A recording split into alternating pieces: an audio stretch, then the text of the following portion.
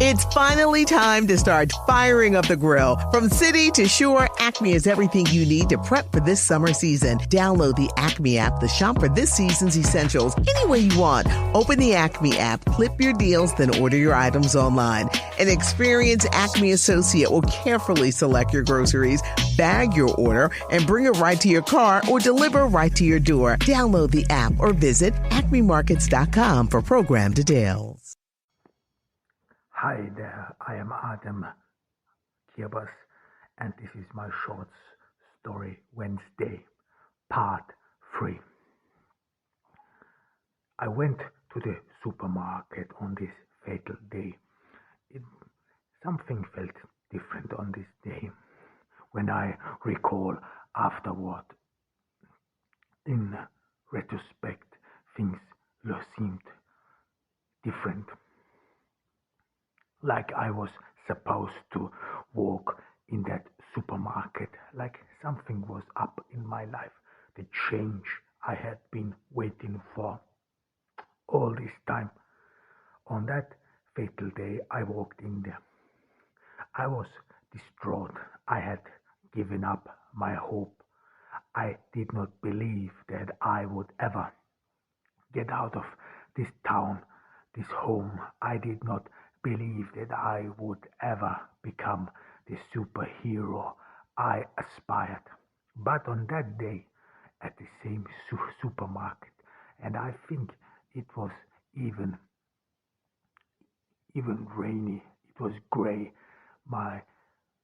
The weather was probably reflecting my mood.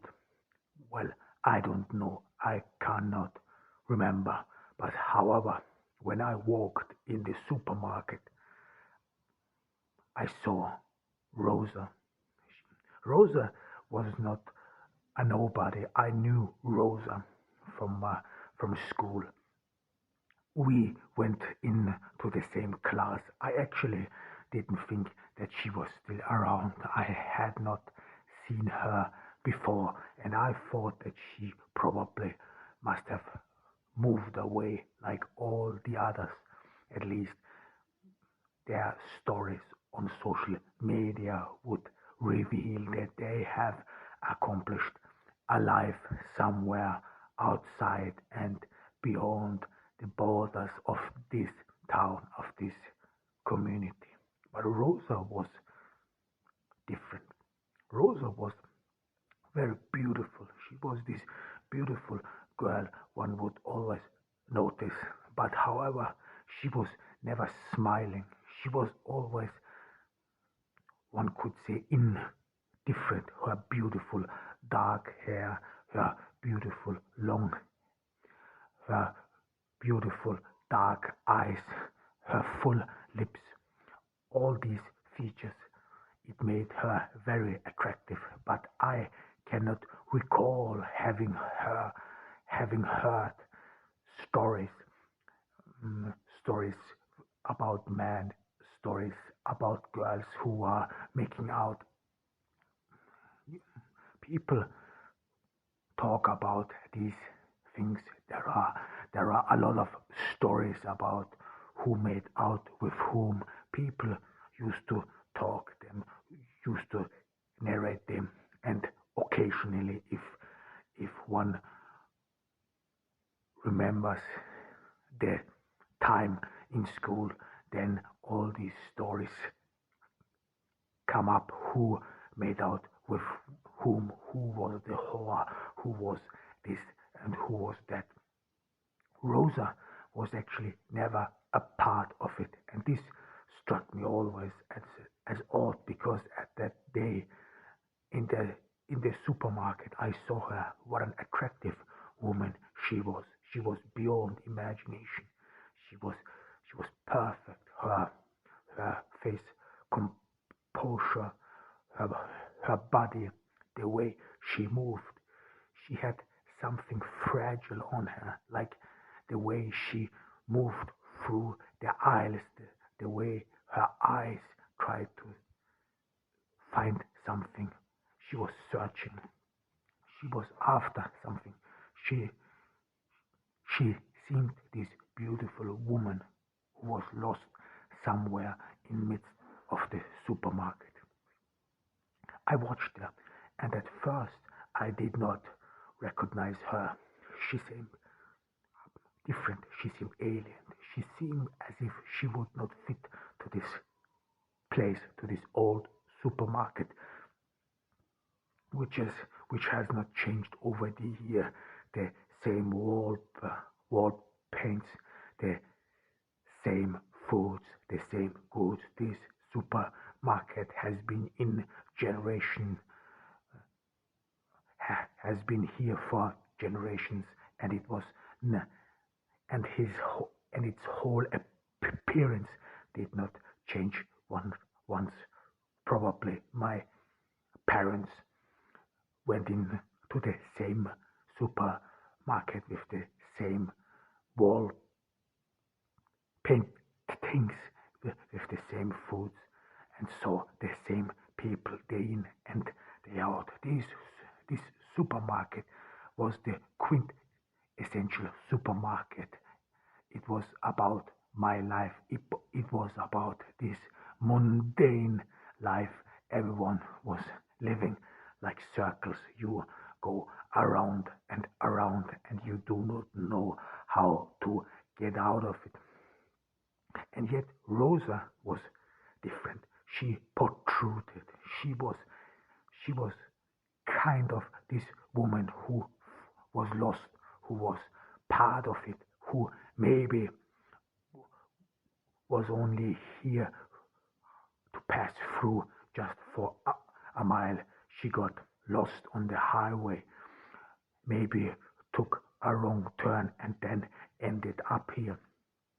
This is the stuff what horror stories are made of. Someone who was living an ordinary life and then turned somewhere into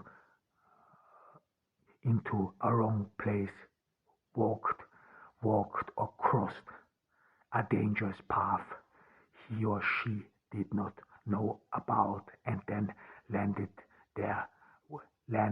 and woke up in a nightmare. And all these people can is to trying to escape, and in all those horror movies you get a glimpse of the monster, of people who just have been waiting for someone to cross their path, some spider who has spun their web and was waiting years by years just for a poor victim like Rosa to come along. This is how she appeared to me. And yet, in all her demeanors, in all her behaviors, she acted like she was living there. She never left like all these others. And despite the fact that we went to school together, went in the same class, yet she never became part of this town, of this city. It was like the city, this small town, has not written itself upon her. Her mind seemed to be still carefree, seemed to be still beyond these walls, beyond these borders. She seemed to be a woman who was sad like everyone else in this town. People here are sad. They don't laugh. They seemed to be all distraught, probably living through their mundane routines, their daily regiments, which give them meaning. However, they then give up. They have this facial expression which tells about hopelessness, about a dead end, and about the human misery for not being able to save oneself from this boring and mundane life. But Rosa was different. She had, of course, this sadness in her appeal, but yet she was indifferent, and she was beautiful. She was beyond words. She was actually a woman.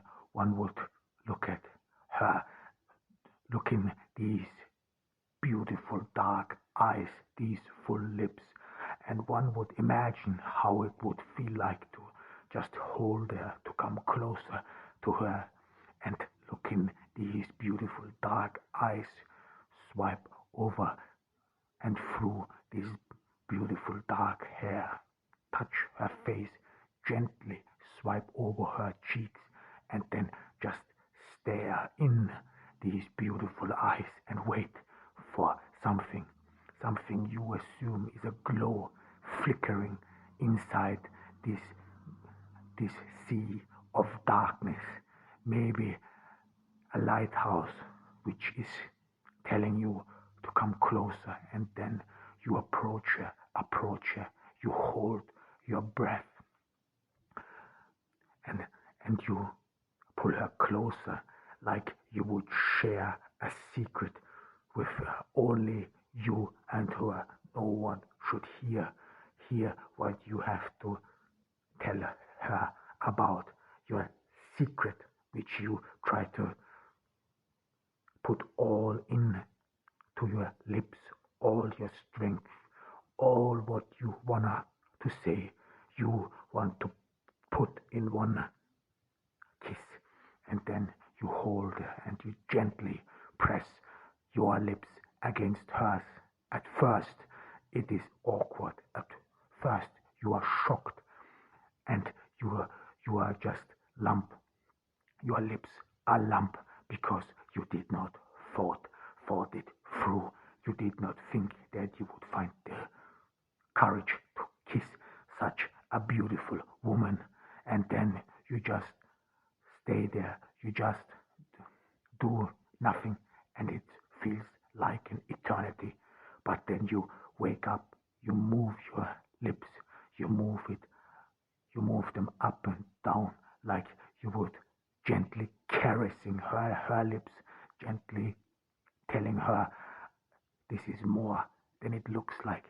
I was just afraid, gently telling her that you were waiting for this, gently telling her that you crave her, and you then pet her lips gently and start to suck on them gently, ever closer, and you press her to yourself.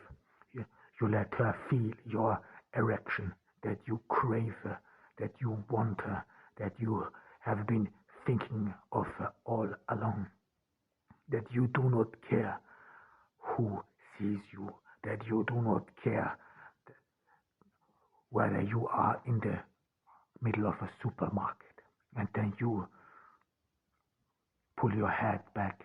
You want to see in these beautiful dark eyes, in this forehead. You swipe aside her hair. You hold her face in your hand. You wanna know what she's thinking about. You wanna see this beauty respond to you, to crave you. You wanna see how it looks like if when a beautiful woman wants you, when beautiful eyes just ask you for more, in just looking at you, and you feel this thrill, you feel this excitement, you feel addicted to this stare, to this flame behind this dark curtain, behind this black sea and the light, and you see the lighthouse, you see the fire burning in these lips, you see the fire burning in those eyes, and you understand she wants you. This is the response you have been waiting for. This is your dreams comes true. I felt this flesh for the first time. I had never felt this with Rosa before, but something was different of her. I saw Rosa in school. I had talked to her occasionally, but this was never something beyond high. However, I never saw her become a woman. I never saw the beauty she had become to this seductive smile, her eyes, her move, the way she touched the objects, the way she looked at people, the way she stood aside and just watched them like I would watch through the window people passing by. I felt like, at least I hoped, in that day I had found my soulmate. I hoped that she is probably my counterbalance. The one person who would understand me, the one person who is like me, and she's beautiful, she's gorgeous. She had she had to be this woman of a superhero, this untamed beauty, this gorgeous woman who just one is there to be freed, who stares in to this world like me and sometimes wonders where we are going, what this life is about, and what we are supposed to be, just like like she was not part of it, just like she was floating on the surface like me and has given up to helm, has given up to steer her way out of the torrent which is inevitably dragging her towards a fall. And this was Rosa. I hoped that she was like this. I sincerely believed she was like that.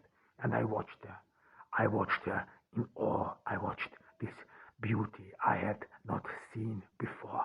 It was like waking up from a deep dream, like I had become a man, but later that this beautiful girl, this beautiful woman was around me all along, but I had never seen her beauty. I was never aware of it. And I watched her carefully, but she did not recognize me. She did not even smile. And I kept wondering how she would be like, how she would share her smile with me, how it would mean, or what it would mean to me when she would just look at me for a moment, would see me, and I would see her eyes lightly flashing up the moment she sees me, that she feels joy, but she tries to hold her back. She's cautious. She's wary. She doesn't do it with everybody. She's not like those people who just share their politeness and friendliness with anybody.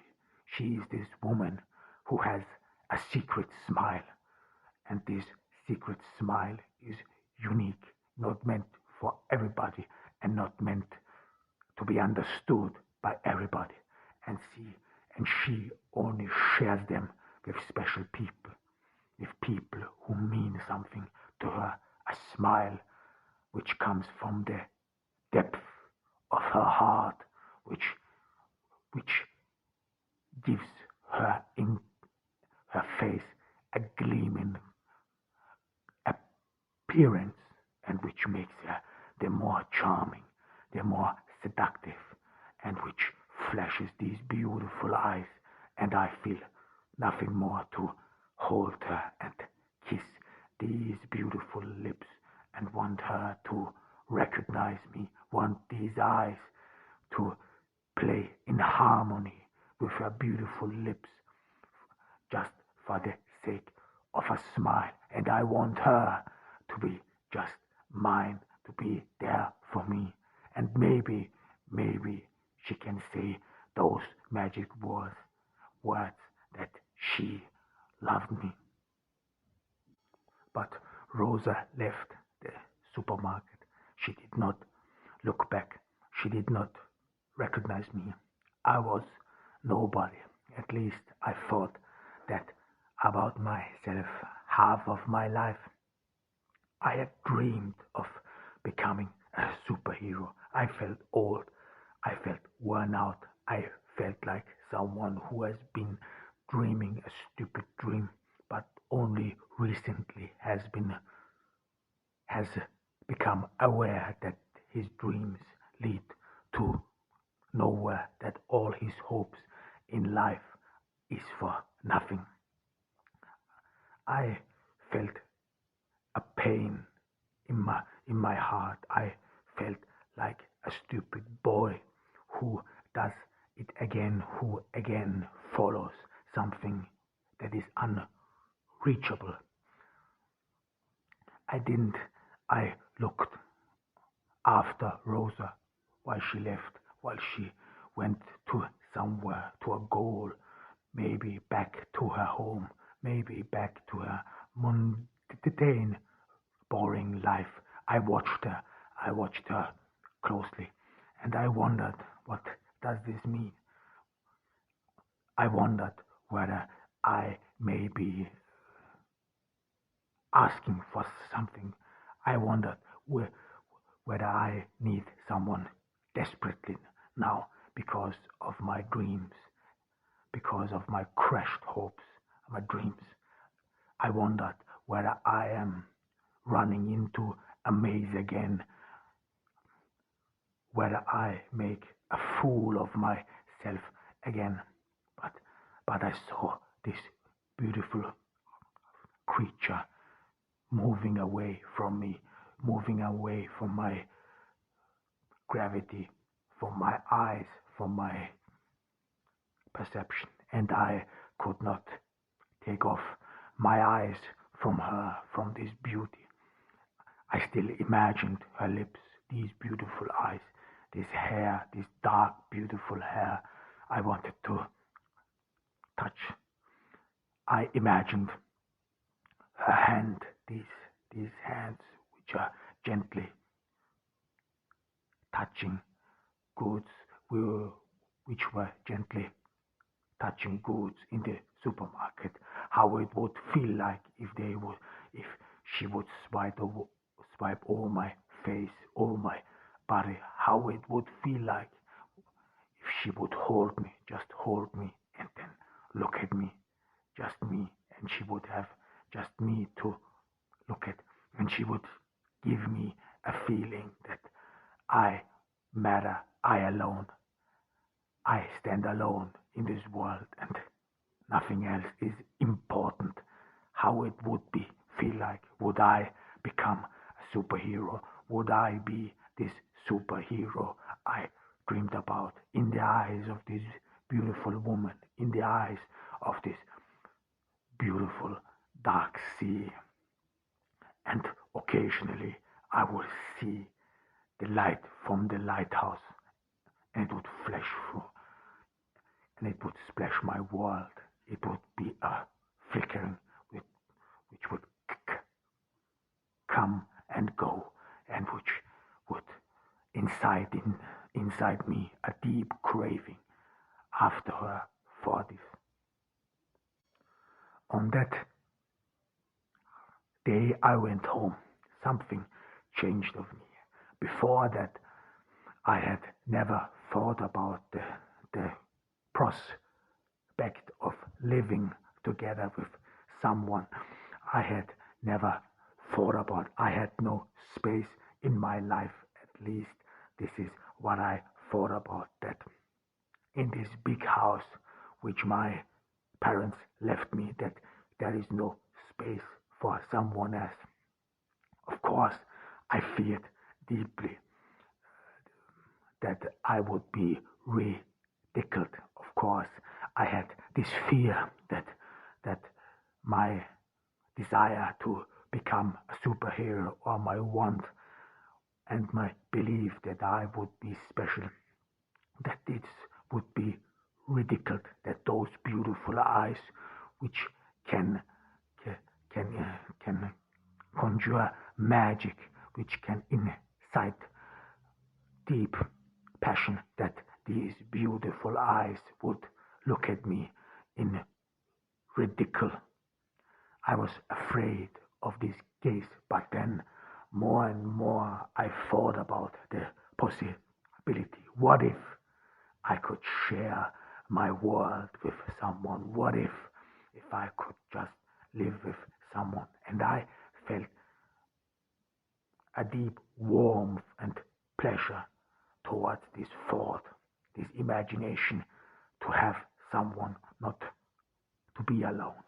And I think this was the first time I realized that my home and the place I was living was empty. It was devoid of life, and all these rooms in which I tried to pack an action figure, all these rooms which I had never taken in and conquered, that all these rooms which were still the rooms of my parents, that maybe I could fill this home with life. And I had a thought, it somehow struck me, that these walls, these homes would be left without a sign of life, without, like they would be judges of all those peoples who live there, all these peoples who have written themselves in these wars, in these moments, through good and bad. I imagined how many people have lived there before my parents, how many people felt love, joy in these wars, or sadness, were mourning. But all these peoples, they left a sign of life. They left a sign that once here, someone lived here, that these walls were vivid, were special. And I wondered, what would I leave back? Probably only action figures who would probably tell to people that a little boy lived here, who never really grew up, who chased stupid dreams, someone pitiful, someone who never found love, someone who chased after empty dreams and never dared to live, never really got an adventure. I thought about how it would be like to having a woman around, having her around 24/7, and this was severe because more and more my joy faded. I was scared because I didn't know what would I talk about with someone. I tried to recall the longest conversation I ever had with someone. I thought about it. I thought about it a great deal, but I could not come up with anything else than 1 minute. At least this is what I thought. I never had with someone a deep conversation longer than 1 minute. Most of my life I only listened. I listened in school. I listened at home. I was most of my life a listener. I was most of my life passive. I did not utter my voice. I even would imagine how I would look like, whether all these words would fit me when I would speak about a deeper meaning of life, a deeper meaning of God and the world. How would I appear? Would I be still considered a stupid boy, or is an adult speaking there? Would people see the adult who is behind it, who who has dreams that go beyond just being an action figure, dreams that go beyond just seeking adventure somewhere in the distance. But then I thought about the fact, what do adults talk about? I didn't know. We did not have much visitors. My parents occasionally were in public, they were occasionally in society, but most of the time when we were at home, they would just stare at each other mutely. They did not speak much. What do adults speak? What do adults talk about? This is what I asked myself. I've thought about it.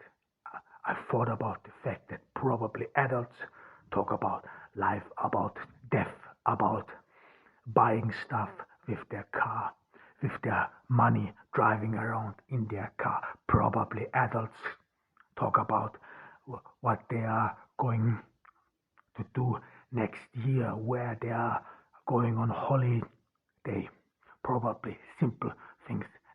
I remembered that these adults probably live in mundane and boring lives, so maybe they only speak about the same thing over and over again. But what is the same thing? What do they talk about? What is a conversation? What is small talk? I kept wondering how it would be like.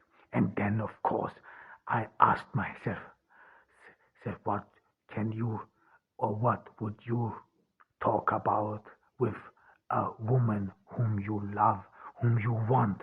What do you say to her? I want you. Can you say to a woman, I want you, I like you, I love you? And how many times can you say this to her? A day has 24 hours.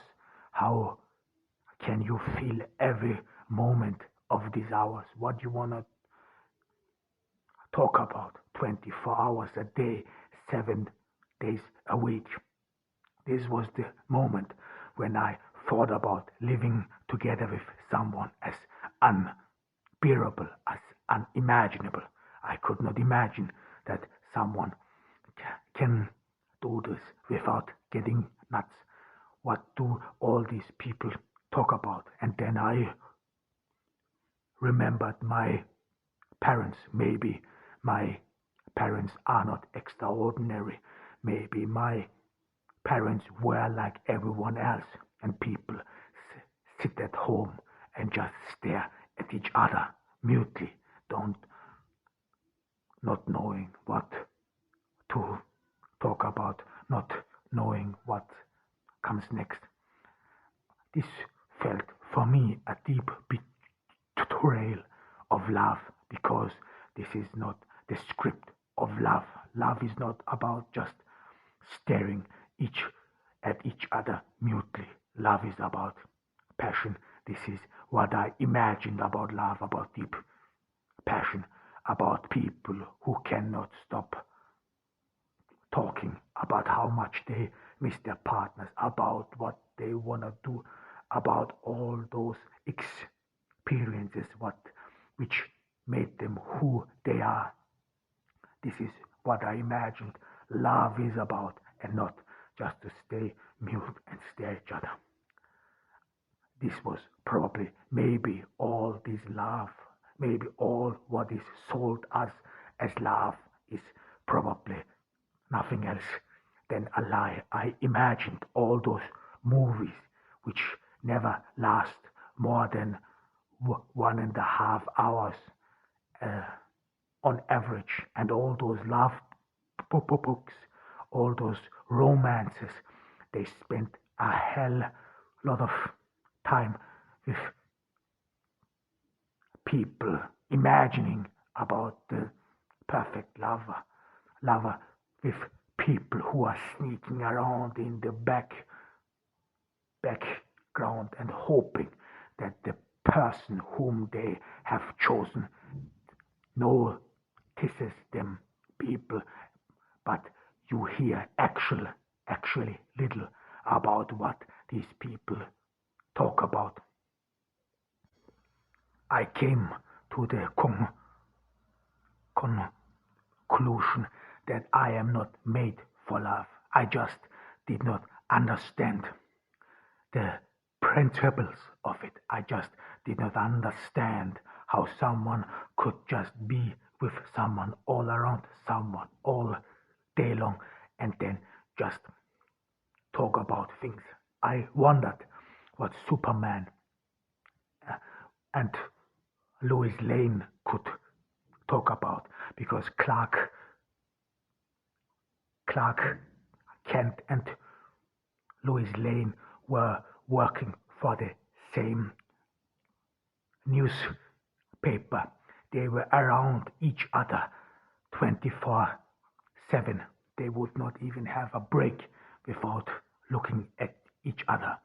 And I wondered, when Clark Kent / Superman comes home to his wife Lois Lane, what do they talk about? Can they talk about something new? They work together. They know what the other did. There are no secrets. And probably Superman shares with Lois Lane what he did, how many people he saved. Maybe this is what makes it special. Maybe this is the difference, that Superman has a special fringe where only he can act, where only he, which is only for him. When Superman walks out or flies out to the world to save people, then he is all by himself. He is not surrounded by Lois Lane. There he can be himself. There he can there he can experience something which he can then later share with Lois Lane, and she listens to him attentively. She wants to hear his deeds. This is probably the only time and the moment when when both have something to talk about beyond their work, because I imagined that Lois Lane and Clark Kent probably would talk with each other during work, but this Superman's deed, him saving the world, this was so special. This was their secret. This was something they could not share with others. This was something Superman even kept for years from Lois Lane, because it was something which he was not allowed to reveal to her, which he could only reveal to someone whom he trusts, someone who even loves him and who could protect him. This must be something special. Superman's deed, how he saves the world, is probably the way how it all works,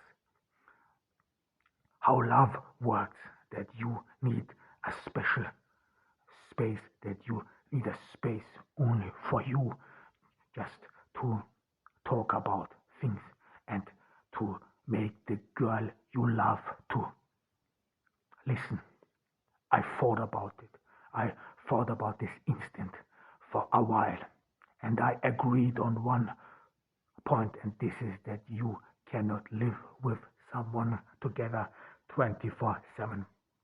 I even feared that this person whom you may have swooned, whom you may have seduced more and more, sees how boring you are, that you live an ordinary life like everyone else, and she thought about you differently the moment you met her. The moment she saw you, she thought that you are different than all others, that you are not like all these others.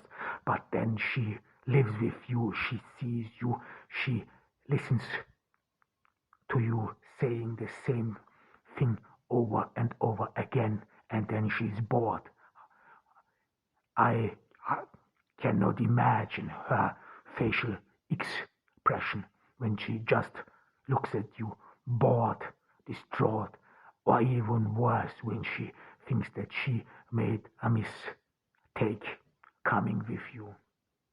I thought about it, and I thought, how can you arrange a life with someone, being with someone where you can only show up in special occasions, where you don't have to surround yourself with them, where you have your own life and still have something to talk about, something to which has meaning, which goes beyond just a shared experience, which is something only you experienced, and which would make you special, and which would make her to look up to you. These beautiful, good, beaming eyes, this dark sea, these beautiful lips hanging attentively on every word you say. What a beautiful woman she would be, just listening to you, just watching you, what you have to say, how many people you saved, what you did to make this world a better place. What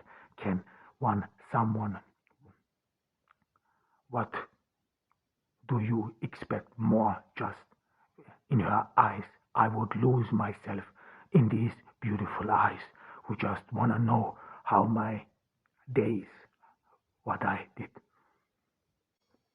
I imagined Rosa waiting for me at home, and she was worried sick, and I went out to save the world again.